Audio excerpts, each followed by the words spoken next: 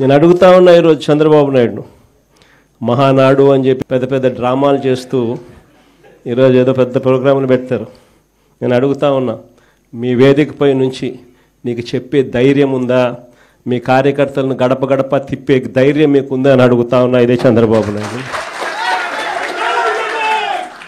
కారణం, తెలుగుదేశం పార్టీకి సంబంధించిన ఏ కార్యకర్త అయినా కూడా గడప గడప ప్రోగ్రాం చేస్తూ ఏ ఇంటికి వాళ్ళు వెళ్ళినా కూడా ఆ ప్రతి ఇంట్లోనూ కూడా చంద్రబాబు నాయుడు గారు ఎన్నికలప్పుడు ఇచ్చిన మేనిఫెస్టో ఆ ప్రతి ఇంట్లో వాళ్ళ దగ్గర కాపీ ఉంది.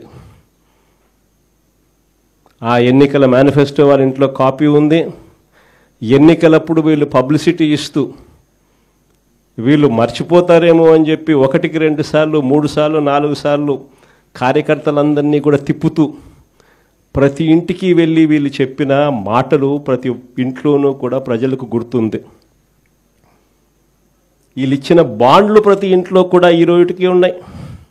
ఒకవైపున చంద్రబాబు ప్రభుత్వం ఇచ్చిన ఏ హామీని నెరవేర్చకుండా సూపర్ 6లు సూపర్ 7లు గాలి కుదిలేసి 143 హామీలను పూర్తిగా పక్కకు వదిలేసి, ఇంతకుముందు చెప్పినట్టుగా చిన్న చిన్న హామీలు, ఏది బస్సు, ఇది పెద్ద హామీ కూడా కాదు, చిన్న చిన్న హామీలు.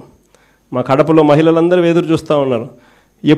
ఎప్పుడెప్పుడు చంద్రబాబు ఇది చెప్తాడా, ఎప్పుడెప్పుడు ఇది అయిపోతుందా, విశాఖపట్నం పోయి అట్లా రావచ్చు కదా, పొద్దున పోయి సాయంత్రానికి విశాఖపట్నం రావచ్చు కదా అని చెప్పి మా వాళ్ళందరూ ఎదురు చూస్తూ ఉన్నారు. ఇటువంటి చిన్న హామీలు కూడా పట్టించుకునే పరిస్థితులు. గ్యాసు, అది ఇంకొక చిన్న హామీ. ఆ గ్యాస్ కూడా కనీసం ఆ సిలిండర్లన్నీ కరెక్ట్గా ఇచ్చినాడంటే అది మోసమే.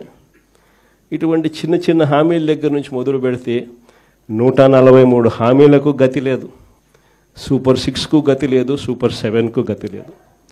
మరోవైపున చూస్తే రాష్ట్రంలో పరిస్థితి ఎలా ఉంది? మరోవైపున వ్యవస్థలన్నీ పూర్తిగా నిర్వీర్యమైపోయిన పరిస్థితి.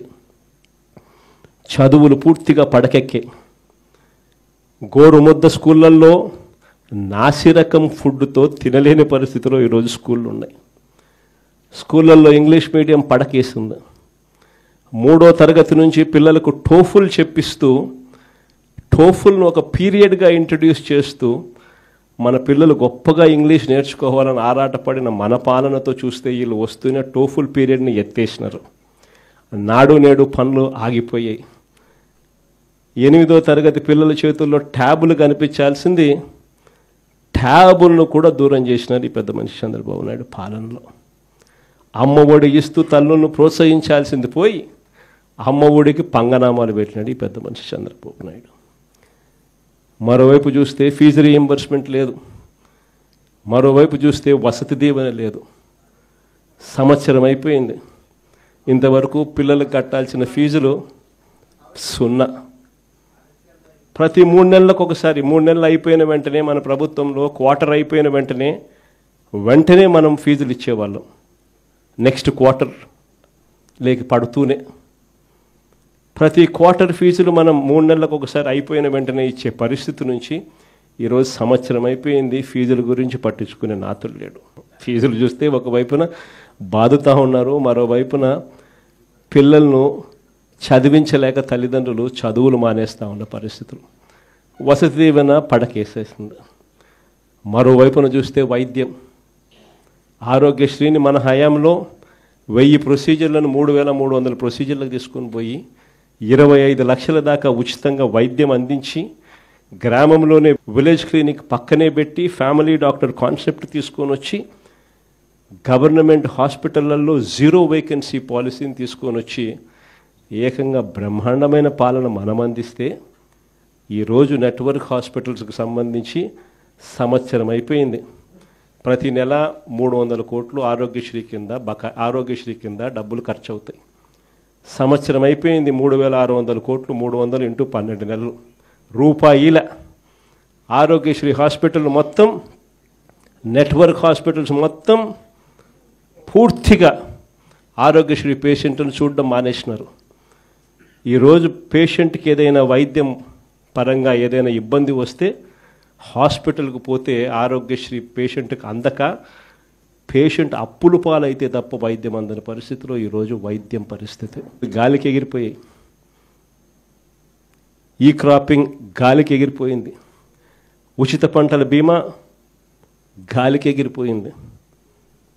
రైతులకు పెట్టుబడి సహాయం, సమయానికి ఇచ్చే పెట్టుబడి సహాయం, మనం ఇచ్చే రైతు భరోసా సంవత్సరం అయిపోయింది, గాలికి వదిలేసినారు.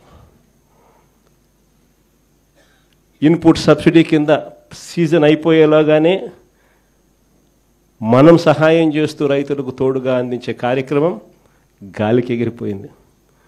ఈరోజు రైతులకు ఏ పంటకు కూడా ఈరోజు గిట్టుబాటు ధరలు రాని పరిస్థితి ఈరోజు మొదలైంది.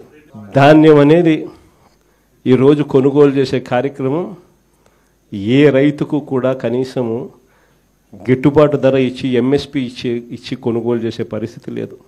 మన హయాంలో ఎంఎస్పీనే కాదు, జిఎల్టీ అని గన్ని బ్యాగ్సు, లేబరు, ట్రాన్స్పోర్టు అని ప్రతి ఎకరాకు 10,000 రూపాయలు అదనంగా రైతుకు జిఎల్టీ రూపకంలో మనం డబ్బులు ఇచ్చి ఏ రైతుకు ఎంఎస్పి తగ్గకుండా మనం చూసుకుంటా ఉంటే, ఈరోజు ధాన్యం దగ్గర నుంచి మొదలెడితే మిరప, చీని,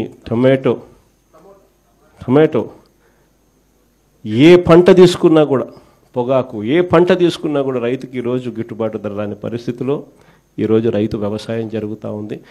రైతు పరిస్థితి దళారీల పరిస్థితి అయిపోయింది రైతు. Please subscribe .news.